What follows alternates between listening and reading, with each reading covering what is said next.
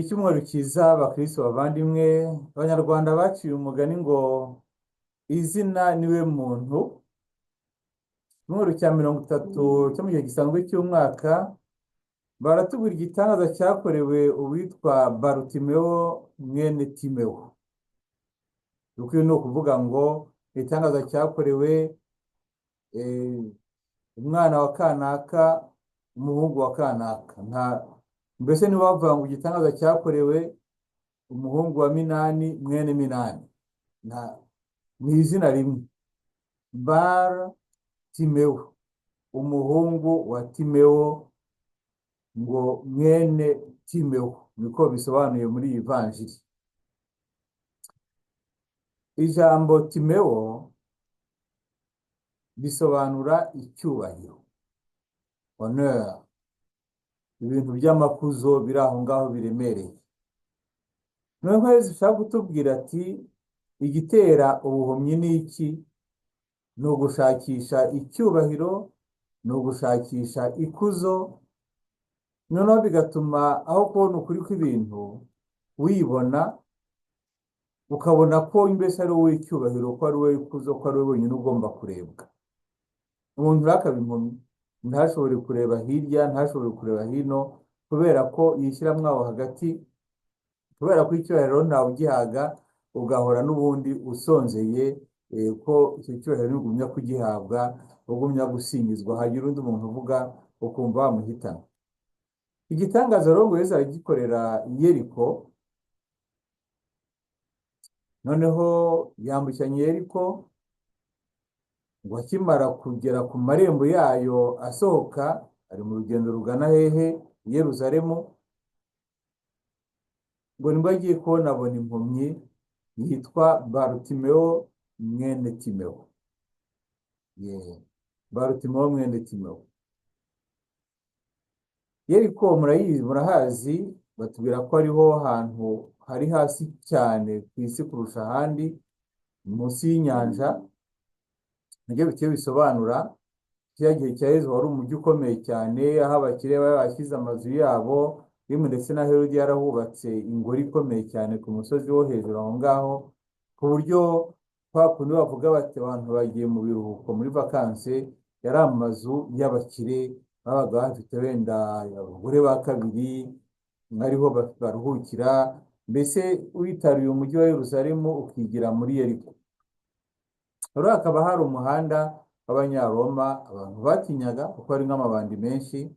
Muribuka Yesu atubwira nyine wa Munyasamariya wasanze umuntu wahondaguye akamutwara, ngo yamusanze muri iyo nzira nyine ya Yeriko. Wari umuhanda w'Abanyaroma, ariko ari nk'amabandi menshi. Nk'uko bikunze kugenda rero, abasabiriza bajya buri gihe aho umujyi urangira, cyangwa se imbere y'umuryango w'ibigo binini. Twavuga ati abasohokamo nibasohoka bavuye guhaha, cyangwa se bavuye gusenga, cyangwa se bavuye kunywa, baratwibuka baduhe. Uyu muhungu wa Timeo nawe rero yari yicaye mu marembo y'umujyi, ngo ariko iruhande rw'inzira, ntabwo yari mu nzira, yari iruhande rw'inzira. Bamaze kugera iruhande rw'Yesu rero, hari n'abandi bari kumwe na Yesu, n'abandi batambuka n'abaki, ngo amaze rero kugera iruhande rwa Yesu, nako Yesu aciye imbere hafi y'aho yari ari, ngo aramuhamagara ati mwana wa Dawudi ngirira impuhwe. Tugarukiye mbere na mbere kuri Yesu ugenda, yarangije ubutumwa bwe, yarangije urugendo rwe, ari mu nzira agana i Yerusalemu, azi ikimutegereje. None ageze ahantu, ari kubona kuko biri kose inkuru ye ntabwo yakiriwe uko yagombaga kwakira. Ari kubona ko n'abamukurikiye batari bashobora kumenya neza uwo ari we. None nguwo rero ari kwambukiranya umujyi, ntakiri guhisha ko bamenye uwo ari we, nubwo bafite ubwoba. Noneho rero uriya Barutimeo mwene Timeo aza amugana. Yesu yumvise, nako ngo Barutimeo mwene Timeo yumvise ko ari Yesu w'i Nazareti, atera hejuru ati Yesu mwana wa Dawudi mbabarira. Benshi baramucyaha ngo aceceke, ariko arushaho gusakuza ati, mwana wa Dawudi mbabarira. Yesu arahagarara aravuga ati, nimumuhamagare. Baramuhamagara, iyo mpumyi barayibwira bati, humura, haguruka, dore araguhamagaye. Ajugunya igishura cye, ahaguruka bwangu, asanga Yesu. Yesu aramubaza ati, urashaka ko ngukorera iki? Impumyi iramusubiza iti, mwigisha, mpa ubona. Yesu aramubwira ati, genda, ukwemera kwawe kuragukijije. Ako kanya arahumuka maze akurikira Yesu. Turebe rero ikiranga iriya mpumyi, uriya muhungu wa Timewo witwa Barutimewo. Ikimuranga cya mbere nuko ngo yicaye. Impumyi ntabona, yicaye iruhande rw'inzira. Icyo akora ni ikihe? Ni ugusabiriza. Dufate rero wa muntu ukunda icyubahiro agakunda n'amakuzo ukuntu mugendekera. Ni impumyi kuko nawe abeshwaho no gusabiriza icyubahiro. Nguvuga yicaye ahantu hanze y'inzira, iruhande rw'inzira, ariko aho abantu bose bashobora kumubona. Umunyacyubahiro, umuntu ukunda ikuzo n'ibyubahiro, ahora yicaye iruhande rw'inzira kugira ngo abatambuka bose bamubone kandi bamwadimire. Mu gatabo ka Le Petit Prince hariho batubwira Le Petit Prince nyine ageze imbere y'uwo muntu w'umunyacyubahiro, akora ibintu by'amafuti. Le Petit Prince ntatangare, siko kutari kunyadimira. Se kubera iki? Ati, nkunda ko banyadimira, nkunda ko abantu bose bantangarira, nkunda ko abantu bose bampikuza. Bikakumarira iki se? Ati, bigatuma numva nyine ko nkomeye. Nibyo. Donc mu by'ukuri nta kindi yifitemo uretse ko kuba yicaye ahantu aho bose bashobora kumureba bagatangara, bakabona ko ari igitangaza, bakamwadimira. Ahora asabiriza ikuzo, ahora asabiriza ko bamukomera amashyi, ahora asabiriza ko bamucinyira inkoro, ahora asabiriza ko abantu bamubona nk'igitangaza. Waba utamwise nyakubahwa ugahinduka umwanzi, waba utamwise mu mazina. Higeze haba umuntu wari ufite inyito ya musenyeri muri diyosezi ya Kabgayi, noneho wamuramutsa ngo uraho padi, none se ngo ubusenyeri ubuhaye ndi. Kandi uwo muntu ntabwo ari musenyeri wa wundi wabuhawe, ariko ryari izina gusa. Ariko iyo cyubahiro gikomeyeho cyane ku buryo utabimwise mushobora kubipfa. Niko bigenda rero, abantu bakunda kwita ngo mabuja, databuja, noneho bakaboneka n'abaja bo kubabwira ngo yo mabuja, databuja. Umuntu wese ni mabuja, ni databuja. Ibyo bintu bigatuma wa wundi ahora yumva nyine ko agomba guhabwa icyubahiro. Ni indwara ikomeye gushakisha icyubahiro n'amakuzo, ku buryo n'umuntu ashobora kuba atagifite na cya cyubahiro byose byaramushizeho, ariko wamuramutsa mu izina akavuga ati, ntuzi ko nari perezida, wibagiye ko nari minisitiri, ntuzi ko nari dirigiteri, wibagiye ko nari generali. Icyubahiro cyamushizeho ari kurata iki? Inkovu z'imiringa. Ubwo ari ubuhumyi bubi cyane, kutabona ko ibintu bihinduka, kutabona ko ibintu bishira, no kutagira icyerekezo cy'ubuzima bwawe ngo umenye aho ubuzima bwawe bukuganisha, aho ntukabeshwaho no guhora wicaye ku muhanda usabiriza nako iruhande rw'inzira usabiriza icyubahiro. Ngo ahora yicaye aho ngaho. Mu by'ukuri akeneye abamuterura, akeneye amwogagiza, akeneye abamuhereza, bamubwira ngo gira icyo akora, ati ngiye sinshobora. Ni aho ngaho yibereye heho? Ari mu cyubahiro. Igishobora rero gukiza umuntu nk'uyu nguyu, n'ubimubwira muzabita. Numwereka ko ubuzima arimo ntacyo bumaze, muzahitwa muhinduka abanzi. Nutamuha icyubahiro ashaka, muzahita mwangana. Igishobora kumukiza cyonyine ni we ugomba kwiyumva ko ubwo buzima ntacyo bumaze. Ni we ubwe wenyine ugomba kuvuga ngo ubu ngubu nabaye impumyi, byarangiye ko singishobora kureba kure, singishobora kubona ukuri, aho nageze narahumye, byarangiye. Noneho hakaba hari umuntu wenyine ushobora kumuhumura, ni uguhura na Yezu w'i Nazareti, ko yaje ari Imana, ari n'umwana w'Imana, yigira ubusabusa, yiyemeza kuba muri twe kugira ngo ashobore kutuzamura. Guhura na Yezu w'i Nazareti, kubera ko nahura nawe n'uwo bwose ari impumyi, ariko nibura afite amatwi yo kumva, afite amatwi yo kumva. Iyo umuntu yagize nubwo amatwi yapfa, ku buryo wamwogeza ntakumva, hari nk'ikiro cyiyongereye, akumva ko yakomeye, ko yaremereye, biba byarangiye. Ariko abantu benshi mu by'ukuri bahabwa amakuzo n'ibyubahiro, aba ashobora kumva, akumva ko ibyo arimo atari byo, akumva ko ahari atari hagomba kuba. Barutimewo rero, uyu mwene Timewo, Cyubahiro nako mwene Cyubahiro, se Cyubahiro, ufite se witwa Cyubahiro, niwe ubumbuye ko ari impumyi.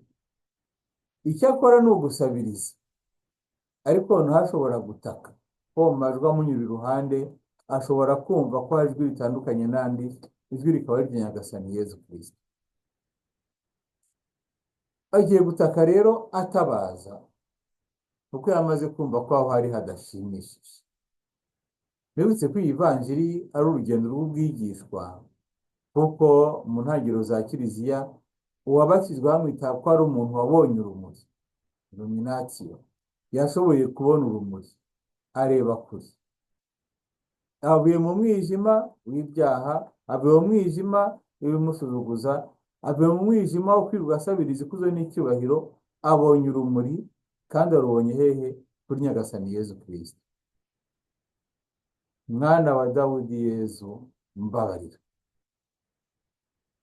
Ngo benshi baramushekesha, hari uwatekereza ko bamushekeye kubera gusuzugura ko ari impumyi. Nabyo birashoboka, kuko bavugaga bati uriya muntu wavutse ari impumyi, buriya niyo wakoze ibyaha cyangwa ababyeyi bakoze ibyaha, ntaceceke.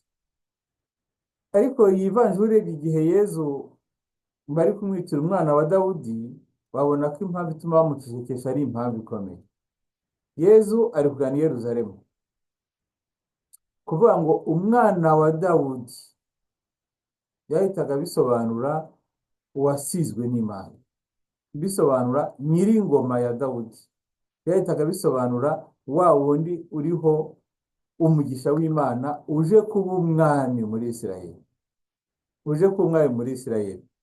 Ni ukuvuga ngo rero abanyayisiraheli, abaturage bo bazi neza umwana wa Dawudi ko ari umwami, bakaba bazi ko hari Herodi bigize umwami kandi ntahuriye n'ubwami. Ati nyabunekeceka bigumya kubivuga badahita bamwica. Bibaho rero, bibaho nabyo no mu buzima bwacu busanzwe, ko umuntu ashobora guhindurana n'amazina, agahindura na identite ye kugira ngo batamumenya, cyane cyane iyo habaye nyuma y'uko ubutegetsi buhinduka, ababufite bakamubura hakajyaho abandi. Ujya kubona ukuntu bari bafite kugenda bahishahisha abari bo kugira ngo batabamenya. Nyabune wimuvuga batamutambikana, nyabune wimuvuga batamwica, nyabune. Ikintu cyo kuba mu bwoba nyine nicyo bari Abayahudi bari barimo, bavuga bati nibyo kuko umwana wa Dawudi ariko ceceka ntumuvuge. Murabyumva rero ko Yezu we ntabwo yari agitinya ko abantu bamenya uwo ari we, ntabwo yari akibitinya. Murabona ko iki gitangaza cyo gukiza impumyi, ivanjiri ya Mariko mbere hari habanje kugira undi akiza, ariko aravuga ati ntimugire uwo mubibwira. Ariko naho yafashe icyemezo cyo kujya i Yeruzalemu, ari mu rugendo agana i Yeruzalemu, ntabwo ashobora kongera guhisha ko ari umwana wa Dawudi, kuko ko ari we nyir'ingoma, ari we mugenurwamurage. Niyo mpamvu Yezu ngo ahagarara. Ariko mbere yo guhagarara turebe abamucerekeje. Benshi baramucyanga ashesheke, ariko akarushaho gusakuza, mwana wa Dawudi mbabarira. Benshi baramucyaha ngo aceceke. Abamucyaha ni bande? Abamucyaha ni babandi bazi ko umwana wa Dawudi ko bakeneye ko azaba umwami, akabaha ibyicaro hirya no hino iruhande rwe. Murabyibuka barya bene Zebedeyo barwa ati umwanya w'iburyo n'uw'ibumoso ni iyacu. abandi bamucyaha ni barya abantu bavuga bati uyu muntu ni umunyabyaha najye ku ruhande, twebwe turabona, we ni twe turabona, abatazi ko nabo ubwabo ari impumyi. Abandi rero bamushobora kumucyaha navuga ngo twebwe twamaze kwemera, twaramukurikiye, wowe ceceka nta nubwo uri mu bacu. Ibyo byiciro byose ushobora kubisanga muri kiliziya n'uno munsi. Ariko hari n'abandi bateye ubwoba, ni ba bandi batishimira kumva umuntu ubabara. Kubabara k'umuntu kuducira urubanza burya. Iyo umuntu ashonje, iyo umuntu akennye, iyo umuntu yitwa, iyo umuntu yabuze uburyo bwo kubaho, iyo umuntu ukabona umuntu ababaye ataka, n'urwaye ubwabyo ataka, avuga ati ko wakwihanganye rwose, kuko gutaka kwe bitwibutsa ko natwe tuzapfa cyangwa tubanyantege nke. Ariko cyane cyane bituma abameze neza bumva ko hari urubanza bari gucibwa. Nibwo uzabona nyine abantu bataka cyane cyane twifuza kubahisha. Niba ari abakene ntibave mu mujyi, niba ari inzererezi ntibave mu mujyi, abo bantu birirwa bavuza induru ngo barashonje bagize bati ntibaceceke. Icyo kintu cyo gukuraho abantu bataka kuko batubuza kwiberaho neza, twikomereza nk'abami mbega ni ikuzo ryacu. Nta muntu wabaye dushaka kumva. Ibihugu bimwe na bimwe bahitamo gushyiraho n'ibintu byo kwica, ni ukuvuga ngo niba ubabara cyane reka tugufashe upfe uve.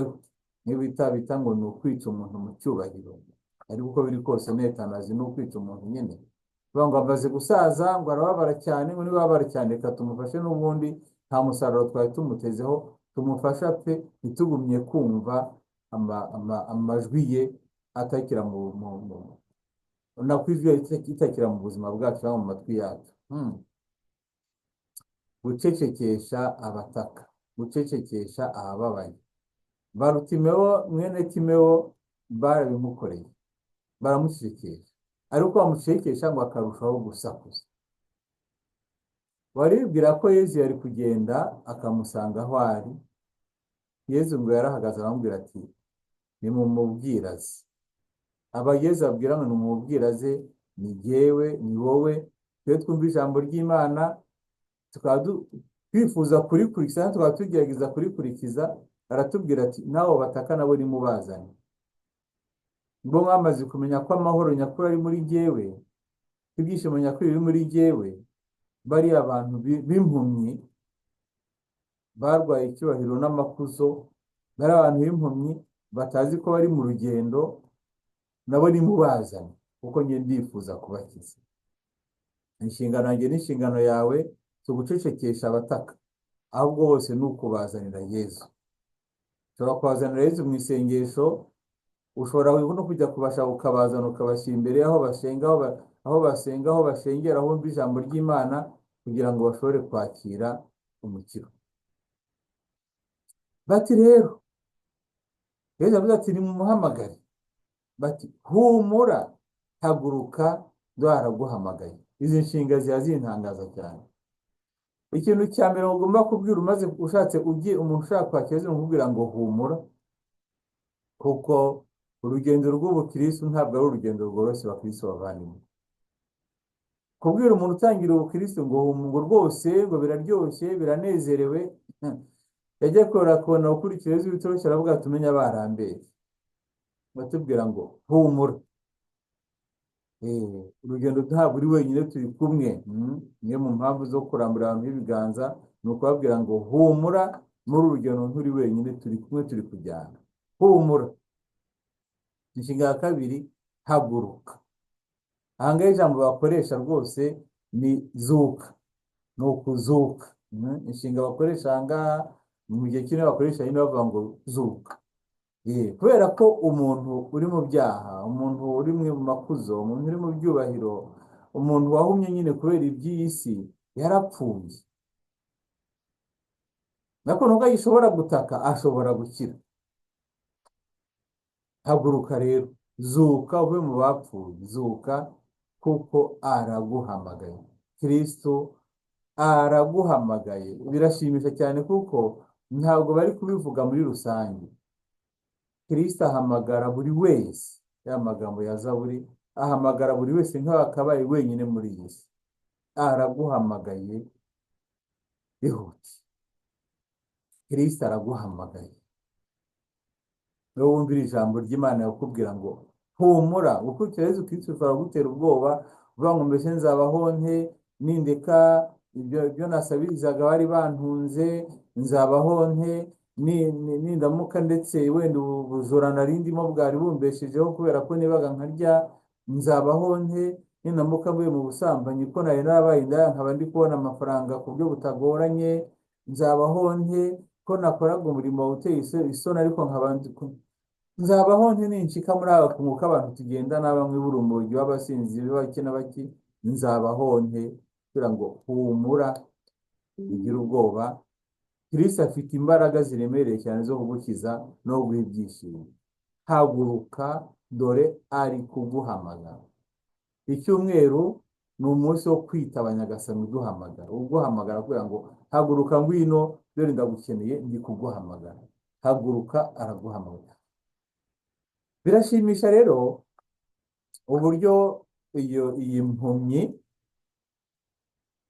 igera ahantu ikumva ko yari isanzwe iri ku muhanda hafi y'inzira isabiriza, noneho uyu munsi ikaba igomba kugira ububasha bwo kujya mu nzira, hanze y'inzira nyine. Ni ukwiyemeza gutungwa n'utumanyu tw'umutsima. Kugendera mu nzira ni ukwiyemeza gutungwa n'utanga twa tumanyu tw'umutsima. Ni ukuvuga kwemera kugendana n'Imana. Ubu Kristo ni inzira. Humbura, noneho garuka mu nzira, ukomeze urugendo ujyane na Kristo. Ubwo rero ngo ajugunye igishura cye, ahaguruka bwangu, asanga Yezu. Guhaguruka bwangu, igishura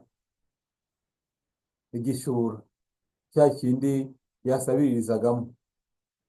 Igishura ni bya bindi yagaragaza ko ari umunyacyubahiro, imyambarire ye, imisusire ye, bya bindi bituma abantu bamureba batambutse.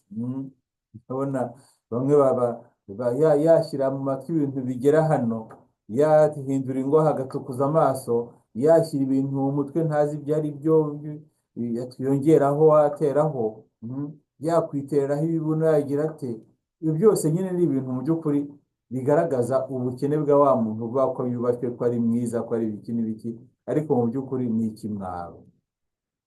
Kiriya gishura rero gihishe ibyo bimwaro byose yifitemo imbere, kuko biri kose wabishaka utabishaka, nawe ufite umubiri upfa, umunyantege nke, ariko ugomba kugaragariza ku isi ko uri igitangaza. Oya, icyo gishura kirimo amafuti yawe, kirimo ibyaha byawe, kirimo ibyo byubahiro wagiye usabiriza, kirimo ibyo bintu byo gushaka abantu bakubona, noneho ngo arakijugunya, agaragara uko ari ni iki?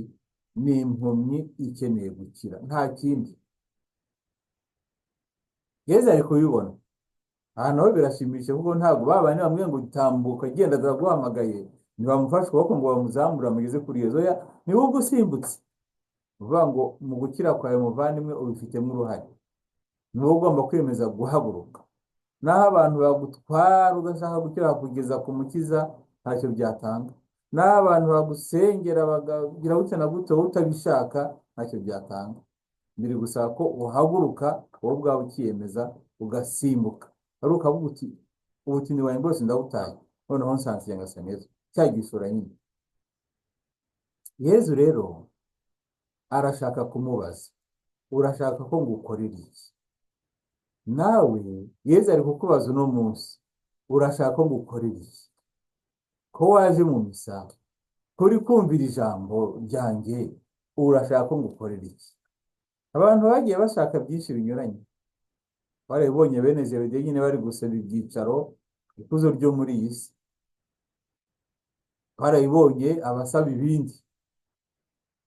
Ariko ahangaha Yezu arakubwira ngo urashaka ko ngukorera iki? Ndashaka kubona. Ndashaka kubona.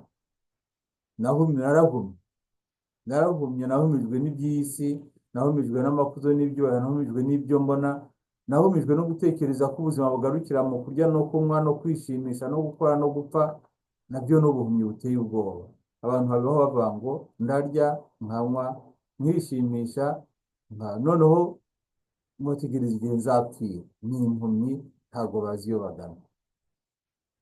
Yezu rero amaze kumubaza, uyu muhungu watimewo arasubiza neza cyane, mwigisha nkakubona. Ntabwo mu icyubahiro, mu ikuzo, ibiki n'ibiki, ibyo byose nahoraga mbisabiriza, amafaranga n'amazahabu byose nahoraga mbisabiriza, ariko bimariye iki se niba ntakubona ngo nunye nkurikire uwo ari we? Bimariye iki niba ntakubona ngo nunye umukiro nyawo uwo ari wo, ngo ungeze nyine aho ngomba kujya ni ukuvuga imbere y'Imana? Yezu aramubwira ati, genda, ukwemera kwawe kuragukijije. Mwako kanya burya bwose yasimbutse agana kuri Yezu, igishura cye yakijugunye yambaye ubusa, agaragara uko ari nk'impumyi ikeneye gukira. Burya bwose kumbi yaratarahumuka, yumvise ijwi rya Yezu aho rivugira, asimbuka arihagana. Wow, ibi ni ibintu byiza cyane, kuko mu majwi menshi twumva haratuyobya, harashobora kutuyobya, ariko irya Yezu waryumvise harashobora kwibeshya. Asimbuka agana ari ryo rya Yezu rihereye, noneho ngo ahita amera gute? Abona ubukira. Amaze gukira, ikintu yakoze ni ikihe? Ngo ako kanya akurikira Yezu. Numva ko yari ku ruhande rw'inzira asabiriza, noneho uyu munsi agiye mu nzira akurikiye Yezu, agana hehe? I Yeruzalemu, kugira gute? Gucirwa urubanza no kwicwa. Ntawashidikanya ko igihe Yezu acirirwa urubanza, Barutimewo mwene Timewo nawe yari ahari, byo gukurikira Yezu kugeza ku ndunduro. Ku ndunduro nicyo nanjye nawe gusaba ko dushobora kumukurikira kugeza ku ndunduro. Yezu rero niwe ushobora gutanga ibyo byishimo, niwe ushobora gutanga uwo mukiro, niwe ushobora gusubiza buri wese mu mwanya we. Niyo twumvise mu isomo rya mbere, umuhanuzi Yeremiya ari kutubwira ati, rwose vuza impundu z'ibyishimo Yakobo, mwakirane amashyi y'urufaya, umutware w'amahanga. Impundu z'ibyishimo ari kubibwira abantu bari mu buhungiro, abantu babona ubuzima ntacyo bukivuze, abantu bari mu minyago, abantu bari mu bintu bya fragilite, mu ntege nke cyane. Ariko arababwira ati, vuza impundu z'ibyishimo. Ngo kubera iki? Kubera ko hari umukiza uje, niwe wenyine ushobora kubaha. Uhoraho yakijije umuryango we, agasigisigi ka Israheli.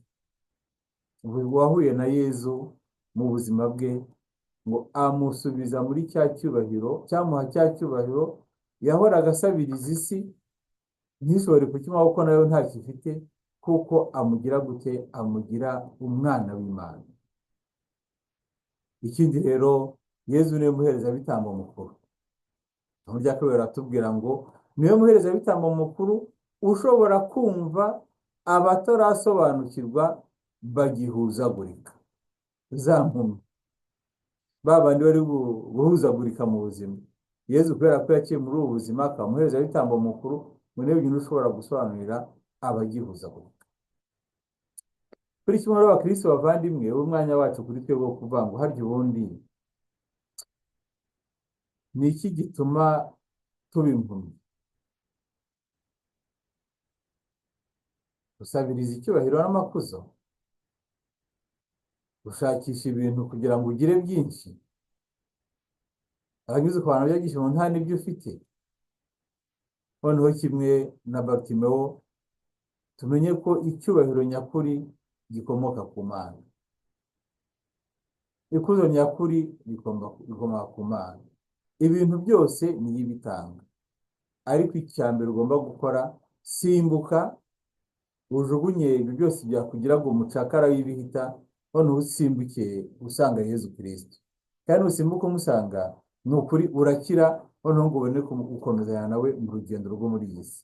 Ibyo byaguteraga ubwoba, ibikuvuna, ibikurambira, byose birahinduka ubusa, kubera ko wanze kuba Cyubahiro cyangwa se mwene Cyubahiro, uhisemo kuba umwana w'Imana. Ushobora byose abampera umugisha kandi abahe kugira icyumweru gihire. Amasomo tuzirikana kuri iki cyumweru murayasanga munsi kuri iyi nyigisho. Nakugira inama ko mbere yo kuyumva ubanza ugasoma ayo masomo kugira ngo ushobore kumva neza koko icyo ijambo ry'Imana ritubwira. Nabaho umugisha rero ku izina ry'Imana Data na Mwana na Roho Mutagatifu. Amen.